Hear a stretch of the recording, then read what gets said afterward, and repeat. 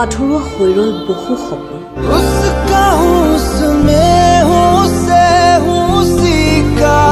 অকলশৰীয়া হৈ পৰিল সৃজনা সুবেদী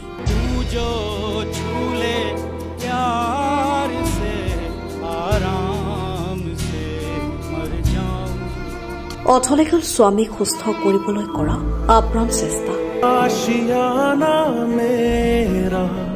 साथ तेरे है ना সৃজনাই প্ৰতিটো মুহূৰ্ত মৰমত খামুচি থকা স্বামীৰ হাতখন নিথৰ হৈ গল অৱশেষত যুঁজি যুঁজি নিয়তিৰ ওচৰত হাৰ মানিলে বিবেক পাংগেনিয়ে 19 ডিচেম্বৰত এটা কাহিনী আধৰুৱা কৰি পৃথিৱীৰ পৰা বিদায় মাগিলে বিবেকে কৰ্কট ৰোগৰ সৈতে যুঁজি হৈ পৰিল মৃত্যুৰ শীতল কোলাত কৰ্কট আক্ৰান্ত স্বামীক এখন টেকু অকলে এৰি দিয়া নাছিল সৃজনাই সৃজনাৰ মূৰত যেন সৰক ভাগি পৰিল সামাজিক মাধ্যমত জনপ্ৰিয় এহাল দম্পতি বিবেক পাংগেনি আৰু সৃজনা সুবেদী দীৰ্ঘদিন ধৰি স্বামী বিবেক পাংগেনি মগজুৰ এক জটিল ৰোগত আক্ৰান্ত হৈ আছিল জীৱনৰ এই জটিল যুঁজত স্বামী বিবেকৰ কাষত সকলো সময়তে সাতুৰ দৰে লাগি আছিল পত্নী সৃজনা এয়া কোনো জনপ্ৰিয় ছবিৰ ৰিল লাইফৰ কাহিনী নাছিল এয়া আছিল বিবেক সৃজনাৰ বাস্তৱ জীৱনৰ জিয়া কাহিনী বিবেক সৃজনাই বিবাহপাশত আবদ্ধ হোৱাৰ মাত্ৰ 3 বছৰ পাছতে বিবেক আক্ৰান্ত হৈছিল মগজুৰ এই জটিল ৰোগত কিন্তু স্বামী বিবেকক এক পলকৰ বাবেও মানসিকভাৱে দুৰ্বল অনুভৱ কৰিব দিয়া নাছিল সৃজনাই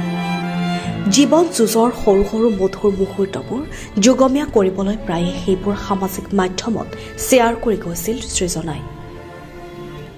জীৱনৰ এই কঠিন যুঁজখন তেওঁলোকে একেলগে যুঁজি পাৰ কৰাৰ দৃঢ় সংকল্প লৈছিল দুয়োৱে মৰমৰ স্বামী বিবেকক জীয়াই ৰাখিবলৈ সৃজনাই চলাই গৈছিল সকলো প্ৰকাৰৰ চেষ্টা বন্ধু আৰু অনুৰাগীয়েও প্ৰতিটো মুহূৰ্ততে বিবেক সৃজনাক দি গৈছিল সাহস আৰু অনুপ্ৰেৰণা কিন্তু দুৰাৰোগ্য ঘাতক ব্যাধিৰ সৈতে যুঁজি যুঁজি অৱশেষত কাল সময়ৰ ওচৰত হাৰ মানিলে বিবেকে 19 ডিচেম্বৰ বৃহস্পতিবাৰে সৃজনাক ইহ সংসাৰত অকলশৰীয়া কৰি এটা কাহিনী আধৰুৱা কৰি পৃথিৱীৰ পৰা বিদায় মাগিলে বিবেকে সৃজনাৰ যেন মূৰত সৰক ভাগি পৰিল শোকাহত হৈ পৰিছে বিবেক সৃজনাৰ অনুৰাগীসকল এই জটিল সময়ত সৃজনাক সাহস দিবলৈ যেন ভাষা নাই কাৰো কেনেকৈ ইমান নিষ্ঠুৰ হ'ব পাৰে নিয়তি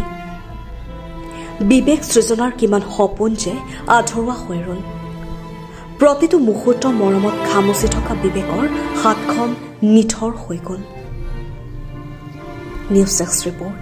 আসাম ট্ৰেণ্ড নিউজ